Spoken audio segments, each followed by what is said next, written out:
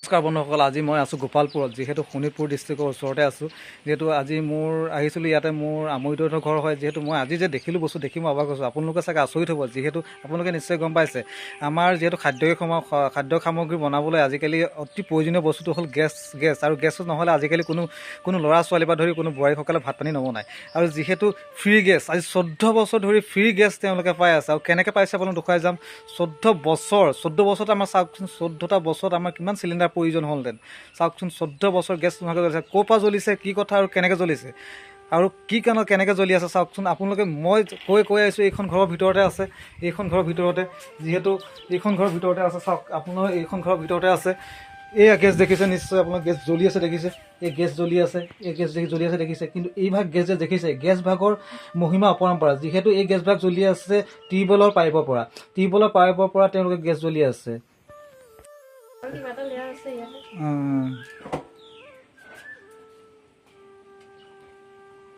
চাহ বনাই আছে। ইয়াত কোনো চিলিণ্ডাৰ নাই দেখিছে, চিলিণ্ডাৰ একো নাই। ইয়াত দেখিছে গেছ জ্বলি আছে দেখিছেনে, জুই নিচিনাকৈ ওলাই আছে। ইয়াত জুই দেখিছে, ইয়াত দেখিছে জুই, আৰু চুব নোৱাৰি। কিন্তু এইডাল হৈ গ'ল তোমাৰ টিউবৱেলৰ পাইপ আছিলে, তাত টিউবৱেল তোমাৰ বৰিং কৰা হৈছিলে। বৰিং কৰাৰ পিছত এইটো আপোনালোকে কেনেকৈ গম পালে যে এইটো টিউবৱেলত পানী নোলাইছিলে নেকি? প্ৰথম পানী নোলালে, তাৰপিছত আপোনালোকে কেনেকৈ গম পালে যে ইয়াৰ পৰা যে গেছ ওলাইছে, কিবা হৈছে বুলি? বেলেগকে আকৌ এটা বৰিং কৰিছিলোঁ। বৰিং কৰোঁতে তাত এইটো তলৰ পাইপখিনি জইন কৰিবৰ কাৰণে এটা চাকি জ্বলাই থোৱা আছিলে। হয়, অলপ আঁতৰত আছিলে, চাকিটোৰ পৰা ইয়ালৈ নিজে নিজে জ্বলি গৈছিলে।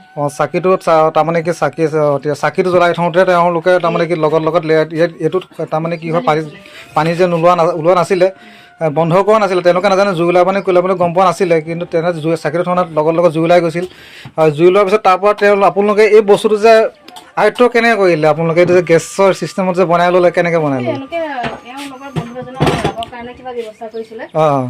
আকৌ কিবা এইবিলাক মিটাৰ চিটাৰ বহুত কিবা হেৰি লাগিব যে, হয়, সেইখিনি কৰিবলৈও বহুত কিবা অসুবিধা হ'ব। পাছত আকৌ আমাৰ ভাত বনাই খাব দিগদাৰ হ'ব বুলি। হয়। এতিয়া আপোনালোকৰ এইটো ভয় নালাগেনে বা কেতিয়াবা কিবা? ছমাহমান ভয় লাগিছিলে। হয়। এতিয়া ভয় নালাগে আৰু, এতিয়া 14 বছৰ যিহেতু হৈ গ'ল। হয়।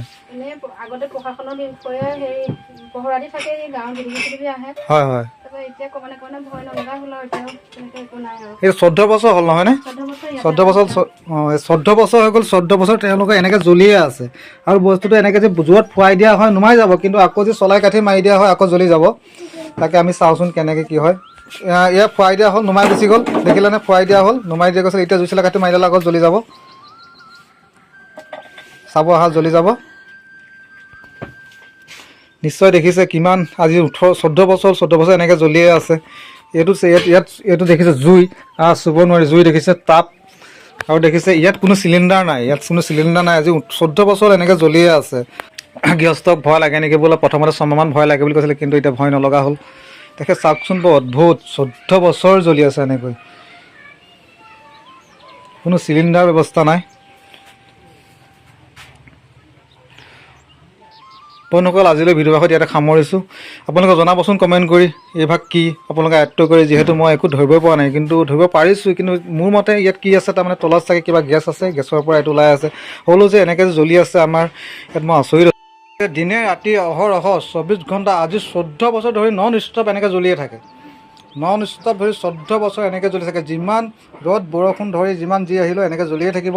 এইটো কি বস্তু আৰু কেনেকৈ হৈছে, কি কথা আপোনালোকে জানে যদি নিশ্চয় কমেণ্ট কৰি জনাব।